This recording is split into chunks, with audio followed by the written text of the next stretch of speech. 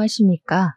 저는 마흔을 바라보는 나이가 된 한 가정의 기둥이자 한없이 존경스러운 우리 어머니의 아들입니다. 돈이라는 게 참 있으면 있을수록 마음이 풍족해지고 안정감이 생기는 것이죠. 없으면 없는 대로, 있으면 있는 대로 살기가 어렵고 욕심이 무한대로 생기기 마련이란 말입니다. 저는 돈이 참 무서운 것이라는 걸 일찌감치 깨닫고 일정 부분 이상으로 욕심내지 않으려 노력하며 살았습니다. 돈이 풍족해지거나 모자라게 되면 사람이 순식간에 변한다는 것을 어렸을 때부터 우리 가족의 모습을 보고 알게 되었죠. 저는 30대 초반에 지금 아내를 만나게 되어 결혼까지 순식간에 꼴이 나였습니다. 우리 아내는 부모님이 계시지 않았고 꽤 이른 나이에 혼자가 되어 스스로를 보살피며 컸다고 했습니다. 고등학생이던 시절 어머니를 잃고 아버지는 알코올 중독자가 되어 하루하루를 술로 달래며 사셨다고 했습니다. 모종의 사건으로 인해 치료감 호소에 들어가게 되었고 알코올 중독 치료를 받던 도중 간이 급격하게 굳어가며 사망하게 되었다는 이야기를 아내에게 전해 들었죠. 자세하게 이야기하지 않았기 때문에 대충 굵직한 일들만 알고 있었지만 그 이야기만 들어도 아내가 얼마나 불우한 학창 시절을 보냈는지 가늠할 수 있었습니다. 우리 아내는 참 길을 잃어버린 사람처럼 살았다고 하더라고요. 아르바이트를 통해서 딱 먹고 살 정도로만 돈을 벌었다고 하더군요. 그도 그럴 것이 고등학생 시절에 두 부모를 잃었는데 직장에 다닐 수도 없고 아르바이트로 버는 돈이 뻔하지 않습니까? 게다가 아무것도 모르는 학생들을 악덕 업주들이 얼마나 등쳐먹었을지 상상이 되더군요. 아내의 하루는 참으로 고단하다 하였습니다. 학교에 가서 밀린 잠을 자고 학교 수업이 모조리 끝난 오후 시간부터 패스트푸드점 24시간 뼈해장국집 설거지, 아침에 요구르트 배달까지 했다고 하더군요. 집에서는 겨우 3, 4시간 쪽잠을 자고 학교에서 수업 시간 내내 졸았다고 하니 당연히 공부에는 전혀 시간을 쏟지 않았다고 했습니다. 어머니가 돌아가셨을 때 아주 조금 받은 보험금으로 작은 달방 월세를 내고 살다가 고깃집에서 아르바이트를 하던 시절에 저를 알게 된 것이었습니다. 저는 지방에서 학창 시절을 보내고 대학을 서울로 오게 되어 서울에서 자리를 잡고 취직까지 한 상태였죠. 원룸을 얻어서 혼자 살고 있었기 때문에 대부분 저녁을 바깥에서 해결했는데 그날은 집 앞에 있는 고깃집에서 대학 친구들과 회포를 풀던 날이었습니다. 새초롬하게 생겨서 하나로 질끈 묶은 여자가 가느다란 팔뚝으로 된장찌개 뚝배기 5-6개를 한 번에 서빙하는 게 눈이 가더군요. 그러던 어느 날 같은 원룸에 살고 있는지 몰랐던 아내가 퇴근하고 집에 돌아오는 저랑 현관 입구 앞에서 딱 부딪히게 된 겁니다. 아내의 얼굴이 사색이 되어 있고 시퍼렇게 질려서 덜덜 떠는 걸 보고는 이거 보통 일이 아니구나 싶어서 아내를 붙잡았죠. 도둑이라도 들었냐, 나쁜 일이라도 당한 거냐, 경찰에 신고를 해줄까 하면서 괜찮으니까 말해보라고 덜덜 떠는 아내를 안고 달래주었습니다. 밀어낼 법도 한데 정신이 오죽 없었는지 제가 끌어안고 있는데도 벌벌 떨면서 집에라는 말만 반복하더라고요. 집에 도둑이 있냐고 마침 현관 입구 앞에 놓인 장우산이 보이길래 우산을 들고 몇 호로 가면 되냐고 비장하게 물었죠. 그러자 아내가 하는 말이 도둑이 아니라 바퀴벌레가 집에서 나왔다고 하는 겁니다. 순간 허탈한 마음도 잠시 웃음이 피식 나오더군요.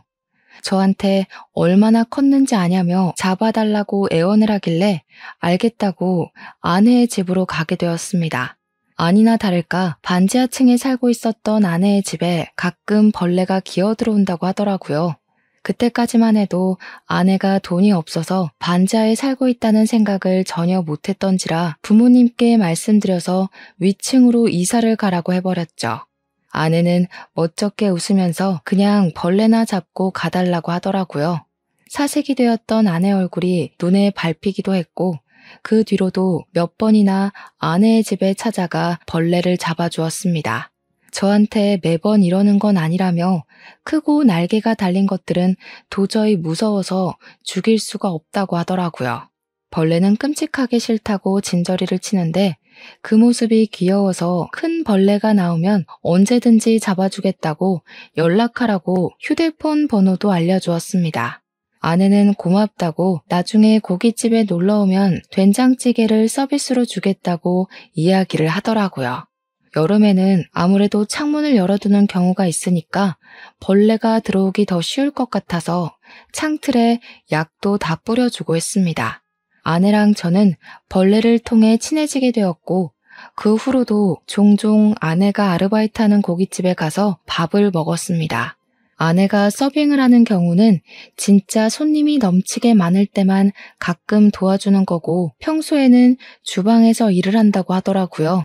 요리 하나는 기가 막히게 한다면서 제가 갈 때마다 계란찜이랑 된장국수, 찌개를 서비스로 줬는데 진짜 너무 맛있는 겁니다.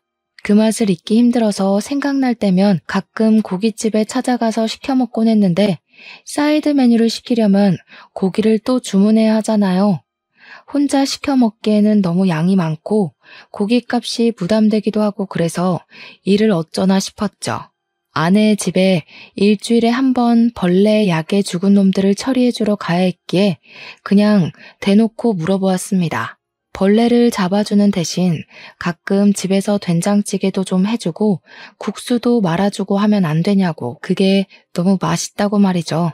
그랬더니 아내가 박수를 짝 치면서 완전히 가능하죠 하면서 안 그래도 뭘로 보답하는 게 좋을까 고민했었다면서 당장 밥 해주겠다고 하더라고요.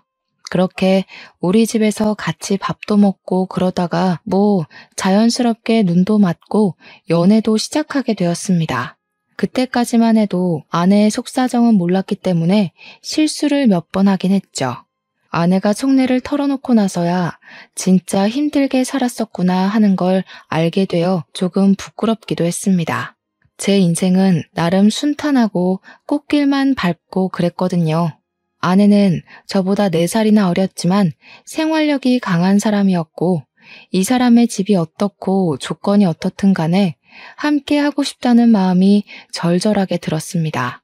아내와 만난 지 몇 개월 지나지 않아 저는 아내에게 청혼을 했고 결혼을 하기로 약속했습니다. 아내는 자신만의 가정을 꼭 꾸리고 싶었다면서 저에게 청혼해줘서 고맙다는 말을 했습니다.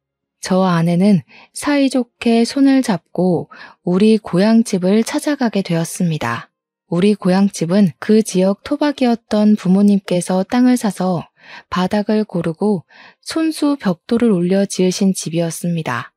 우리 아버지께서 어린 시절부터 고생하시면서 자수성가하신 분이셨는데 당시 고향 땅값이 그리 비싼 편은 아니었습니다.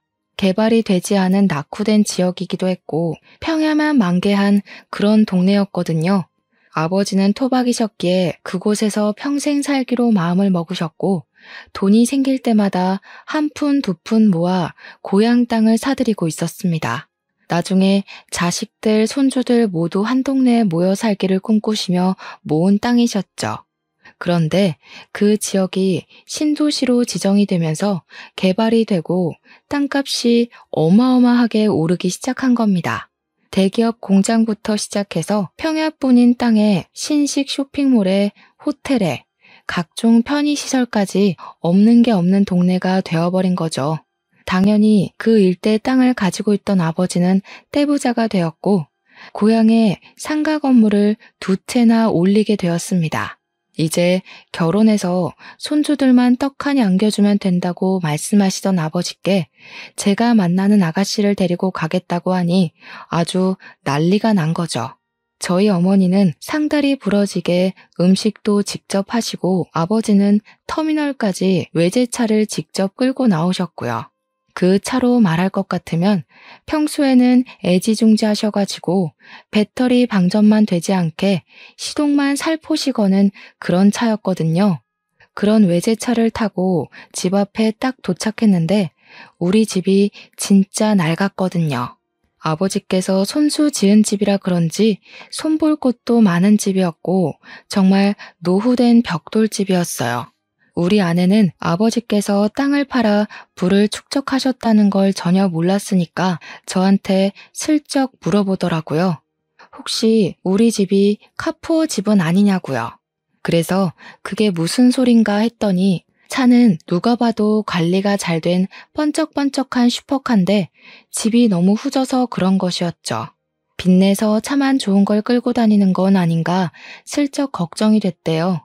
아버지께서 그 이야기를 얼핏 들으시고는 절대 아니라고 이 집이 자기가 지은 집이라 허물지 못해서 그런 거라고 껄껄 웃으셨습니다. 우리 어머니께서는 이때다 싶으셨는지 안 그래도 자기도 아파트로 이사가고 싶다고 말 얹으시고요. 부모님은 아내의 이야기를 전부 들으신 이후에 참 마음으로 겉으로도 예뻐해 주셨습니다. 고등학생 때 부모님을 모두 잃고 혼자 살아오느라 얼마나 힘들었겠냐고요. 우리 아들은 초중고를 다 이 동네에서 부족함 없이 살아왔기에 그런 마음을 잘 모를 거라고 손을 잡고 토닥여 주셨죠. 우리 아버지께서 없는 살림에 한 푼 두 푼 모아서 자수성가하신 분이라고 했지 않습니까?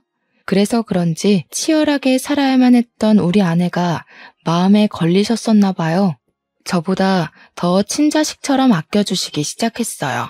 결혼도 아직 안 했는데 용돈부터 막 찔러주시고 인사드린 이후에는 아내 생각나서 샀다면서 옷 같은 것도 사다 주시고 말이죠.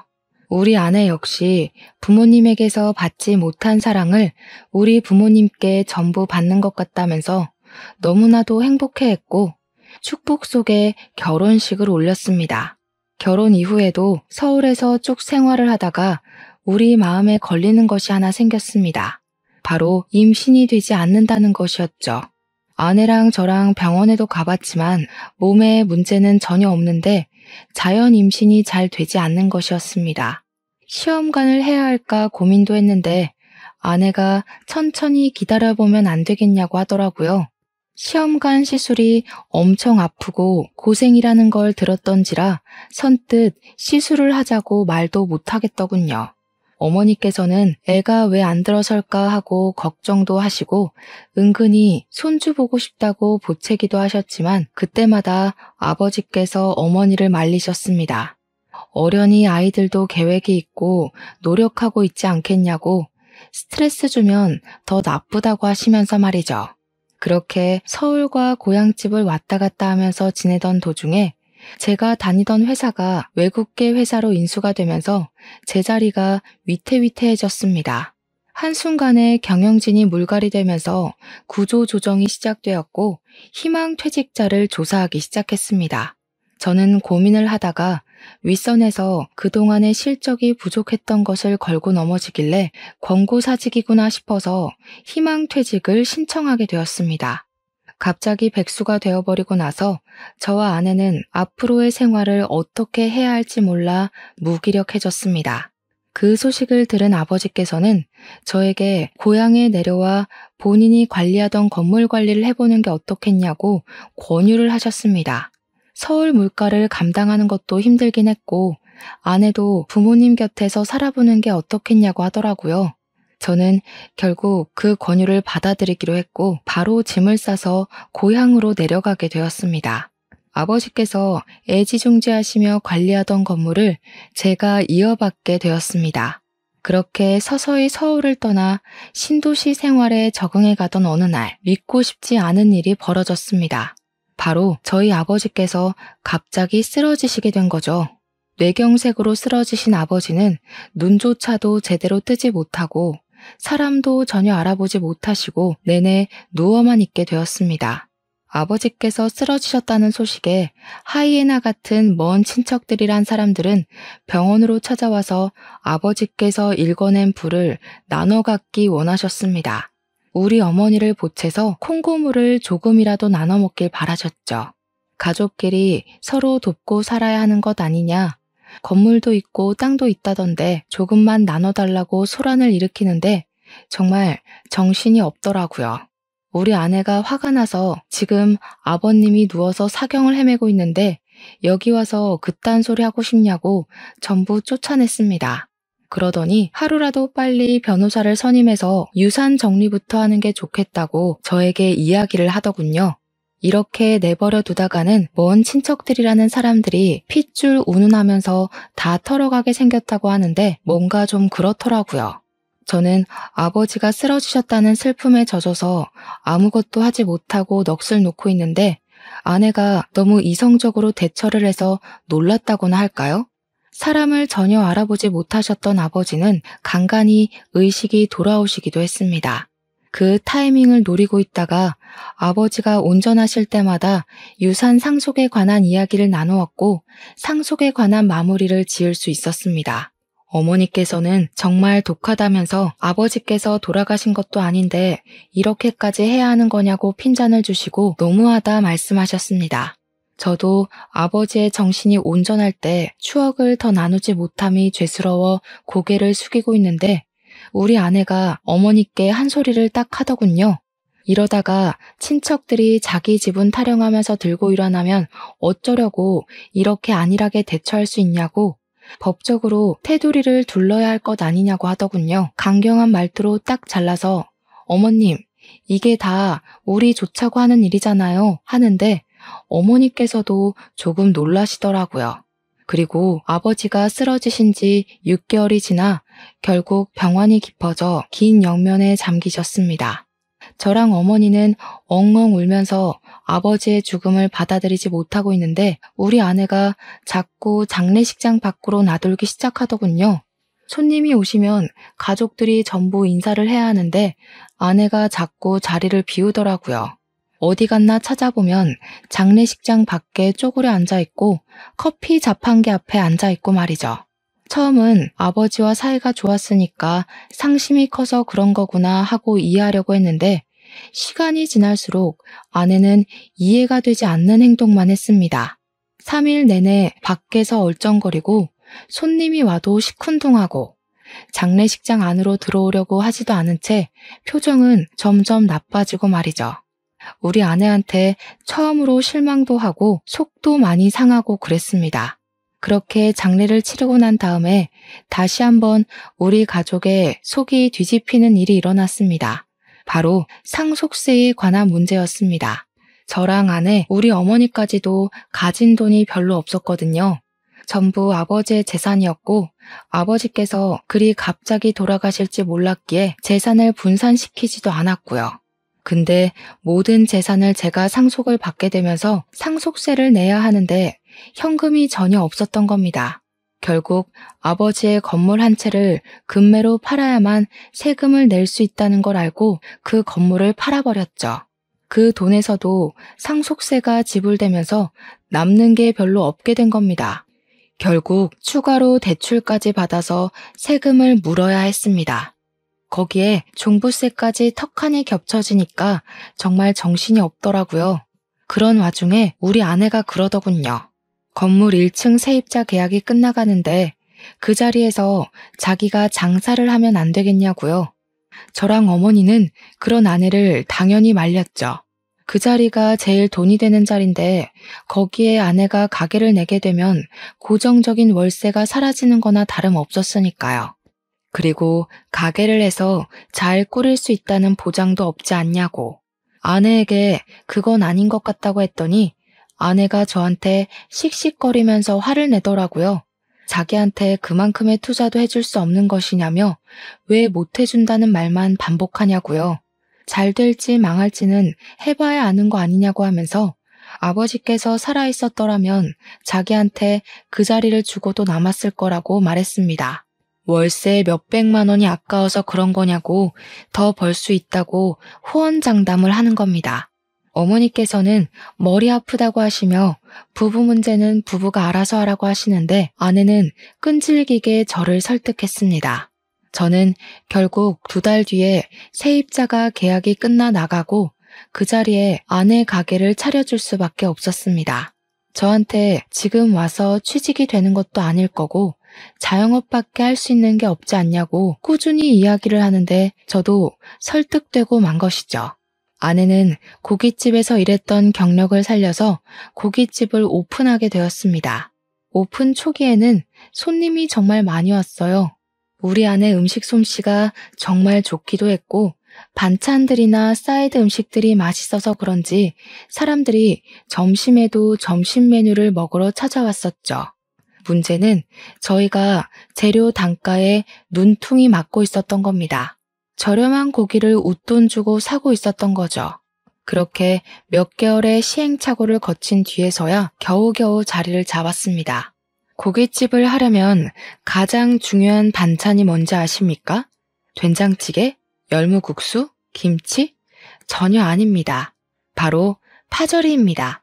나머지는 완제품을 팔기도 하고 도매상에게 조달받아서 하면 되는데 파절이는 그게 아니거든요. 우리 부부는 파절이에 나오는 파채만 도매상에게 공급받고 있었는데 하필 그 업체에 문제가 생기고 만 것이죠. 그래서 파채를 받아올 수가 없게 되어서 일일이 파를 채칼로 썰어야 하는 일이 벌어지게 된 것입니다. 저랑 아내랑 둘이 아무리 썰어대도 시간이 너무 오래 걸리고 하루빨리 파채 공급을 알아봐야겠다고 생각한 찰나 신도시에 대기업 공장들이 많이 들어왔다고 했었잖아요. 거기 중 한 곳에 이력서를 넣어두었는데 최종 합격했다고 연락이 딱 온 겁니다. 저는 당장 출근을 해야 하지 일손은 모자라지 아내는 결국 어머니에게 도움을 요청할 수밖에 없었죠. 아버지와 사별하고 기운이 없었던 어머니께서는 고민 끝에 일손을 도와주기로 하셨습니다. 저야 어찌 보면 너무나도 감사한 일이었죠. 무기력하게 지내던 어머니께서 일이 바빠지니 점점 활력도 도는 것 같아 보이더라고요. 저는 2교대 근무를 하면서 공장 일에 적응하고 있었고 아내는 가게를 열심히 꾸려가고 있었습니다. 교대 근무를 하다 보면 일상 패턴이 완전히 뒤바뀌게 되거든요. 그날은 아침에 퇴근을 하고 집에서 자고 있었는데 시끄러운 소리가 들리더라고요. 뭔 일인가 싶어서 잠결에 귀를 쫑긋하니 어머니와 아내가 싸우고 있는 게 아니겠습니까? 저는 자다 깨서 거실에 나가 무슨 일이냐고 물어보았습니다.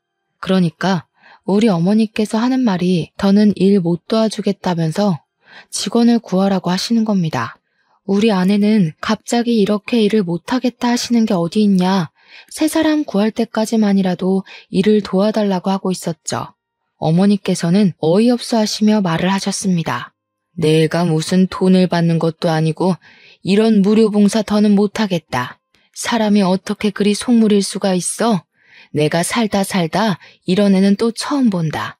하루 종일 파채 써느라 눈도 맵고 손끝까지 매워서 저리기까지 하는데 월급도 제대로 안 주는 게 말이니? 어머님, 가족끼리 무슨 월급을 받으면서 일을 한다고 그러시는 거예요. 파채 써는 일만 아니면 사람 쓸 일도 없어요. 가게 사정 다 아시면서 돈돈 하는 게 너무 하시는 거죠. 제가 하루빨리 업체랑 계약해서 조달받던가 해야지. 왜 갑자기 파채들이 품절 현상이고 이러는 건지 정말. 저는 아무리 그래도 우리 어머니에게 월급은 제대로 주면서 일을 시키는 줄 알았단 말이죠. 무슨 일이냐고 자세하게 말을 해보라고 하기도 전에 줄줄 이야기를 하는데 머리가 어지러울 정도였습니다. 제가 가만히 있자 어머니께서도 씩씩거리면서 그게 다가 아니잖아 하면서 말을 이어나가시더군요. 그게 전부면 말을 안 해. 밑반찬 만들어야 한다고 김치 담가, 샐러드 만들어 파채 썰어. 서빙까지 하는데 월급을 안 줬잖니. 일손 모자란다고 옆집 아줌마까지 끌어들여 놓고는 일당으로 3만 원 덜렁 주는 게 맞다고 생각하니 정말? 내가 옆집 아줌마 얼굴 보는 게 부끄러워서 고개를 못 들고 다녀. 제가 놀라서 아내에게 진짜냐고 물어보니 아내가 저를 표독스러운 얼굴로 바라보면서 말하더라고요. 그럼 어떡해? 가게 유지하는 비용이 한두 푼인 줄 알아? 우리도 먹고 살려면 인건비를 아껴야 한단 말이야. 그리고 5시간 설렁설렁 일하고 일당 3만 원 받으면 괜찮은 거 아닌가요? 아내의 계산법이 참으로 이상하다는 생각이 들었습니다. 최저시급이라는 게 존재하는 시대에 5시간에 3만 원이면 말이 안 되는 금액인 거죠. 거기다가 고깃집 일이라는 게 조금 힘든 것도 아니고 얼마나 노동인지 다들 아시지 않습니까? 저처럼 남자가 일하는 것도 힘에 부치는 일인데 아내에게 돈 가지고 짜게 구는 건 너무하다고 이야기를 했습니다. 그러니까 아내가 억울해하면서 집안을 위해 하는 일인데 자기한테만 뭐라고 한다면서 너무한 것 아니냐고 항변을 하더라고요.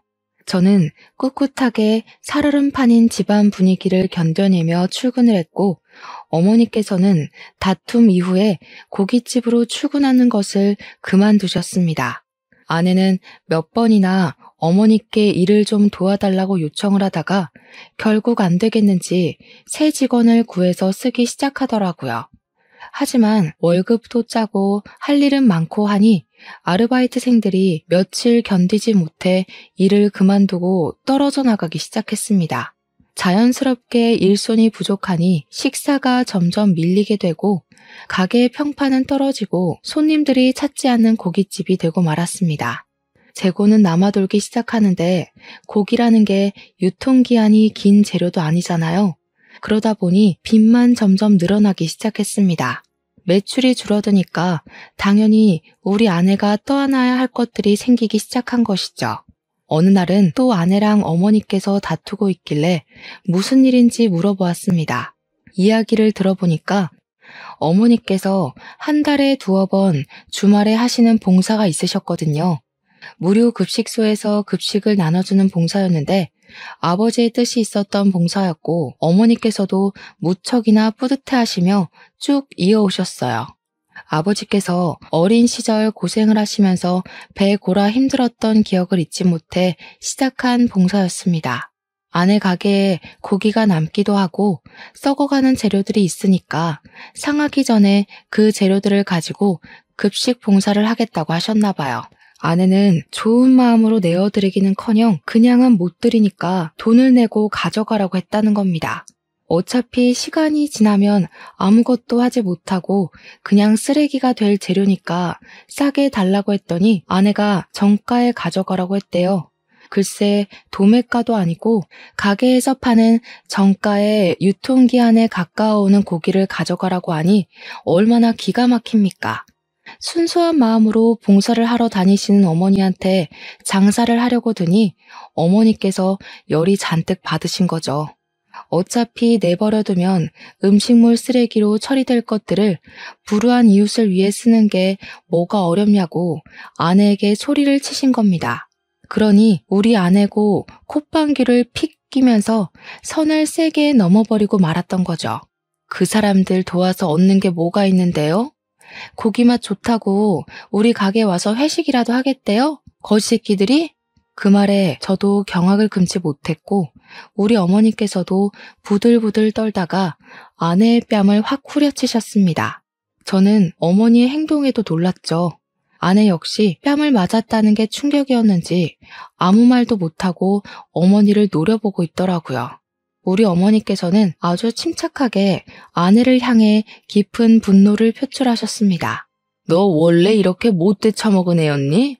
우리 남편이 너 고생하며 자랐다고 안쓰럽다고 챙긴 게 내 평생의 한이다. 이렇게 못되고 막대 먹은 아이인 줄 알았으면 진즉에 우리 집에 들이지도 않았을 거야. 마음을 곱게 쓰지 않으니까 너에게 아이도 들어서지 않는 거야. 이 양심도 없는 계집애. 어머님, 어떻게 아이가 들어서지 않는 이유를 거기다가 갖다 붙여요? 마음을 곱게 쓰고 봉사를 하면 애가 들어선다고 누가 그래요? 꿈에 삼신할미라도 나와서 이야기를 해주시던가요? 어머니를 비꼬면서 또박또박 말대답을 하는데 그 꼴을 보고 있자니 제가 다 열이 받고 화가 나더라고요. 그래서 아내에게 소리치면서 이야기를 했죠. 우리 어머니한테 그게 무슨 발버릇이냐고요. 솔직히 내가 생각해도 너 너무 많이 변한 것 같다. 처음 만났을 땐 이렇게 돈 타령하는 애도 아니었다고 합니다. 당장 우리 어머니한테 사과하지 않으면 나도 강경하게 나가겠다고 하니까 아내가 저를 째려보더라고요. 무서울 줄 알고? 이제 공장 출근하면서 돈 좀 번다고 유세 떠는 거야 뭐야? 솔직히 당신이 나한테 해준 게 뭐가 있어? 내 일을 도와줬어, 뭘 해줬어? 타지에 와서 친구도 없이 괴로워하는 나한테 당신이 내 친구가 되어주긴 했어? 너무한 게 누군데? 물론 아내가 연고도 없는 동네로 내려와 심적으로 우울해하는 걸 알고 있어서 제가 얼마나 노력을 했는지 모릅니다. 시간이 될 때마다 밖에 돌아다니며 데이트를 하려고 했고 아내의 취미 생활도 이해하려고 노력했고요. 제 노력은 깡그리 무시를 하고 자기 잘못은 하나도 없다는 식으로 이야기를 하는데 그냥 넘어가면 안 되겠더라고요. 지금 가게 운영한답시고 집안을 빚을 내는 게 다 누군데 저한테 이런 식으로 이야기를 할 수 있단 말입니까? 화가 머리끝까지 차오른 저는 아내에게 딱 잘라 이야기를 했습니다. 앞으로 가게 유지하고 싶으면 우리 어머니께 월세를 내는 게 좋겠어. 그 자리가 한 달에 200만 원짜리 자리였다는 거 알고 있지? 앞으로 매달 5일에 우리 어머니 통장으로 자릿세 200만 원씩 송금해. 지금까지 공짜로 그 자리 쓰게 해준 게 내 마지막 배려였으니까. 그러니 아내가 놀래서 기겁을 하더라고요. 가족끼리 월세를 받는 게 어디 있냐면서 이제 치사하게 건물 가진 걸로 유세 떠냐고 하더라고요. 저도 아내의 말에 따박따박 반박을 해줬죠. 가족끼리도 다 썩어가는 고깃집 정가 받으려고 눈에 불을 켜는데 월세가 뭔 대수겠냐고요. 제가 논리적으로 반박을 하니까 아내가 인심 쓰듯이 우리 어머니께 그 재료들 전부 들고 가서 급식 봉사하는 데 쓰시라고 하더라고요. 기분은 기분대로 상하게 만들어 놓고 누굴 거짓 취급하는 건지 우리 어머니께서도 됐다고 하시더군요. 다 썩어가는 식재료 써봐야 좋은 소리 못 들을 거라며 도매상에게 신선한 재료 구입해서 쓸 거라고 하셨습니다. 다 말라 비틀어진 재료 누가 쓴다고 인심 쓰듯 이야기하냐며 방으로 쏙 들어가셨죠. 들어가시면서 멍하니 서 있는 아내에게 매달 5일에 월세 200만 원씩 송금하는 거 절대로 까먹지 말라고 매달 체크할 거라고 신신당부를 하셨습니다. 아내는 그 이후로 며칠 동안 아주 죽은 듯이 숨만 쉬면서 살았습니다. 가게에 출근할 때도 항상 요란스러웠던 아내가 발소리조차 죽이면서 깨갱하면서 다니더라고요. 그렇게 며칠이 더 흐르고 월세를 준비하려고 했던 5일이 되자 아내는 태어난 척하면서 출근 준비를 하더라고요. 그때까지도 어머니나 저나 아내에게 월세 이야기를 한 번도 꺼내지 않았기 때문에 아내도 그냥 해본 소리나 보다 싶었나 봅니다. 5일 아침에 출근하려던 아내에게 어머니께서 월세 오늘 보내는 날인 거 까먹지 않았겠지? 하면서 물꼬를 트셨습니다. 아내가 월세라는 단어에 화들짝 놀라서 눈을 동그랗게 뜨고 어머님, 그 월세 진짜 받으시게요? 하면서 대꾸를 했죠. 어머니께서는 그럼 내가 없는 소리를 일부러 하겠냐고 월세 준비하라고 이야기를 하셨습니다. 아내는 지금 당장 200만 원이 어디 있겠냐고 어머니께 좀 봐주세요. 앞으로는 썩기 전에 재료 잘 드릴게요. 하고 나가더군요. 어머니께서 여기서 멈추셨다면 당연히 제가 사연을 적지 않았겠죠.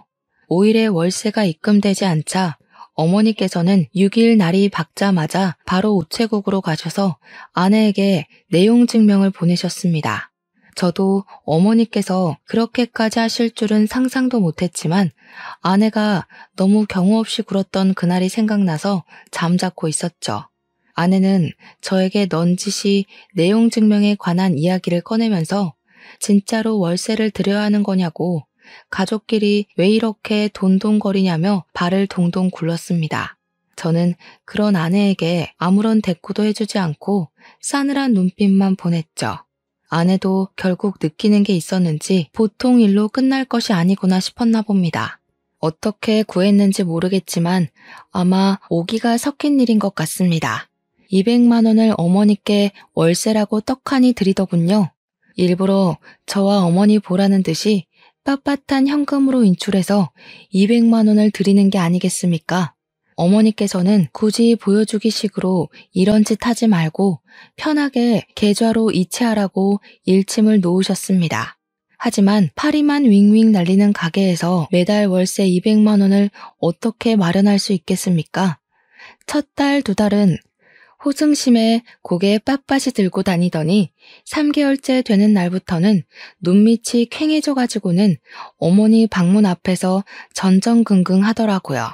퇴근하고 돌아온 저를 보더니 눈물을 찔끔 흘리면서 매달 월세 200만 원은 너무한 것 같다고 하더라고요. 자기가 잘못했다면서 이러다가 빚만 늘어나게 생겼다고 한 달에 가게 순이익이 200만 원이 안 되는데 어떻게 월세를 감당하냐고 하더라고요. 말을 하면서 감정이 확 올라왔는지 나중에는 엉엉 울면서 자기 대출받아서 월세 내고 있는데 이자가 눈덩이라고 하는 겁니다. 한 번만 용서해달라고 어머니 방문 앞에서 막 두들기며 우는데 우리 어머니께서 인상을 팍 쓰시면서 나오셨죠. 월세 내라고 한 거 물을 마음 없다고 괘씸해서 이대로는 못 넘어간다고 엄포를 놓으셨습니다. 그동안 며느리랍시고 좋은 마음에 도와주고 해줬더니 당연한 줄 안다면서 저런 마음을 먹고 사는 애는 며느리라고 생각하고 싶지도 않다고 하셨죠. 아내는 손이 발이 되게 빌면서 뭐든 다 하겠다고 가게도 접으라면 접겠다고 눈덩이처럼 불어나는 이자가 무섭다고 했습니다. 시키는 대로 다 할 테니까 빚만 좀 갚게 도와달라고 하는데 솔직히 저도 제 아내인지라 마음이 편치 않더라고요. 제가 이도저도 못하고 있으니까 어머니께서 한숨을 푹 내쉬셨습니다. 그동안 당한 게 있어서 억울해서라도 여기서 멈추면 안 되는 건데 앞으로 시키는 거 다 하겠다고 했으니까 고민을 좀 해보겠다고요. 그러니 아내가 그동안 밀린 대금에 직원 월급도 줘야 하는데 밀려 있다고 하더라고요. 그 정도로 가게 장사가 안 되고 있었는지는 미처 몰랐던 터라 저도 좀 미안한 마음이 들었습니다. 제가 취직이 안 되던 시절에 아내가 고깃집으로 생활비를 벌어왔던 것도 그랬고 돈돈거리기 전에는 가족들에게 참 잘했던 아내였으니까요. 어머니께서는 가게를 정리하라고 하셨고 아내는 아무 말도 하지 않고 고개를 끄덕였습니다. 그리고 가게를 정리한 다음 주말에 급식 봉사를 같이 나가자고 하셨습니다. 그러면 여태 가게에 들어간 돈 정리를 해주겠다고 다음 달에 당장 갚아야 할 돈이랑 밀린 대금들을 처리할 수 있게 해주겠다고 하셨죠. 아내에게 별다른 선택지가 있겠습니까? 그냥 알겠다고만 했죠. 한 달 만에 가게 문을 닫아버리고 아내도 결심을 한 건지 정말로 어머니를 따라서 격주로 봉사를 다니기 시작했습니다. 처음에는 무료 급식일이 그렇게 고된 일인지 몰랐다면서 저를 붙잡고 앓는 소리를 내면서 죽겠다 하더라고요. 저도 몇 번 아버지 따라서 해봤는데 수백 명의 급식을 준비하는 일이 쉬울 리 있겠습니까? 아내에게 버텨내야 하는 수밖에 없다고 했죠. 처음에는 죽겠다고 하던 아내가 점점 요령이 생기고 재미가 붙었나 보더라고요. 봉사하면서 뿌듯한 마음이 든다면서 격주로 가던 봉사를 기다리고 있더군요. 우리 아내 음식 솜씨가 좋아서 그런지 주변 칭찬도 자자하고 메뉴 정하는 것부터 자기가 만든 음식을 먹고 행복해하는 사람들을 볼 때마다 반성이 되더라고 하더이다. 그러면서 저에게 어머니와 오해를 풀고 싶다고 이야기를 나누자고 먼저 요청을 하더라고요. 그때까지만 해도 우리 어머니께서는 아내에게 있던 불편한 감정이 남아있던 상황이었습니다. 아버지의 장례식장에서의 일도 그렇고 돈에 환장했던 아내에게 실망을 깊게 한 탓이었죠. 자리를 마련하긴 했지만 쉽게 입을 열지 못하던 아내는 소주 한 잔을 입에 털어놓고 본인의 이야기를 하기 시작했습니다. 저와 어머니는 이내 경악을 하고 말았습니다. 아내는 어릴 때 알코올 중독자인 장인 밑에서 갖은 피해를 받으면서 자랐다고 하더군요. 장모는 이혼도 못하고 어린 아내만 데리고 야밤에 도망을 쳐 서울 구석진 곳에 자리를 잡고 살았다 했습니다. 그러던 도중 장모가 암에 걸리게 되면서 치료도 제대로 받지 못한 채 돌아가시게 되었는데 그 사실을 어떻게 알았는지 장인어른이 장모의 장례식장에 찾아와 행패를 부렸다고 했죠. 조문만 하고 돌아갈 줄 알았던 장인은 술을 처먹고 와서 장례식장에서 난동을 부렸고 어디서 가져왔는지 모를 강목을 휘둘렀다고 하더군요. 영정 사진을 던지고 국화며 화환이며 전부 망가뜨리고 장례식장에 몇 없는 손님들이 말리고 직원들이 와서 장인어른을 끌어내는데 우리 아내의 뺨을 때리면서 배응망덕하게 도망이나 친년이라 했다는군요. 앞으로 자기 술값 벌어오라고 하면서 난리를 치다가 출동한 경찰에게 끌려 나갔답니다. 사회 부적응자로 판정이 나면서 치료감 호소에 들어가게 되었는데 결국에는 술 때문에 찾아온 간질환으로 생을 마감하셨다고요. 그래서 장례식장에만 가면 트라우마처럼 그날의 생각이 나고 호흡곤란이 와서 너무 힘들다고 하더군요. 우리 아버지 장례식장에서도 그 때문에 자리를 지키지 못했다고, 싫어서 그런 것도 배은망덕해서 그런 것도 아니라고 했습니다. 장례식장에 가서 흰 국화 다발들만 봐도 숨이 가빠온다고 하는 겁니다.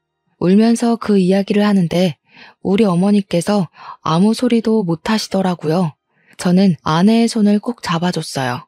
그뿐만 아니라 돈에 정신 나가 있는 모습도 너무 실망이었다고 말을 하는 어머니에게 아내는 서툰 변명을 이어갔습니다. 장모가 돌아가시고 아내가 보험금을 수령했는데 장인이 법적 배우자로 남아있어서 그 보험금의 90%를 빼앗겼다고 하더군요. 항상 공포의 대상이던 장인이 그 돈을 들고 가서는 치료를 받으면서도 술을 찾고 노름에 빠졌다고.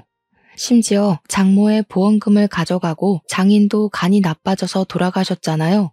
근데 자식인 자신한테 재산이 상속되지 않았다고 했어요. 알고 보니 장인에게는 내연녀가 있었고 그 둘 사이에 자식도 있었다는 겁니다. 내연녀랑 낳은 아이에게로 모든 상속인이 설정되어 있었고 나중에서야 그 사실을 알고 호적을 떼어보니 모르는 애가 동생으로 들어와 있었다고 하더군요. 그렇게 아내는 빈털터리가 되었던 겁니다. 그러면서 아내는 돈을 뺏기지 말아야겠다 하며 살았는데 먼 친척이라는 놈들이 나타나서 아버지 재산을 욕심내니까 힘없이 돈을 빼앗겼던 과거의 자신과 겹쳐 보였다고 하더군요. 어머니께서는 아내의 이야기를 듣고 욕을 내뱉으셨습니다. 아내는 자기가 상처가 있어서 그랬던 거라고 잘못했다고 용서해달라고 울었어요. 봉사를 하고 지내면서 자기도 마음을 다시 먹게 됐다고 했습니다. 이제 가진 것에 충실하게 살면서 욕심도 부리지 않을 거라고요. 그리고 저의 손을 잡으며 미뤘던 시험관 시술을 하자고 말했습니다. 우리 부부에게도 아이가 필요한 것 같다고 하더군요. 아이를 갖겠다는 소리에 어머니의 얼굴이 조금 풀리시기도 했습니다. 아무튼 저희는 모든 오해를 풀고 웃으며 자리를 마무리했어요.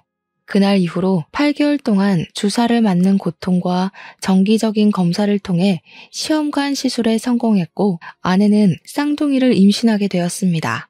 아이를 가졌다는 소식에 남아있던 모든 앙금을 털어낸 어머니는 아내를 다시 보살피기 시작하셨죠. 그렇게 시간이 흘러 벌써 임신 6개월 차가 되었습니다. 쌍둥이라서 임신 8개월쯤 되면 수술을 통해 출산을 하자고 하셔서 2달간 열심히 먹고 놀고 할 예정입니다. 아빠가 된다는 마음에 설레기도 하고 실감도 나지 않고 그러네요. 걱정이 되기도 하지만 우리 부부 그리고 우리 가족이 돈독해진 만큼 어떠한 고난도 잘 이겨낼 수 있을 거라 믿어 의심치 않습니다. 제 이야기를 끝까지 들어주신 여러분에게도 꼭 복이 있길 바라겠습니다.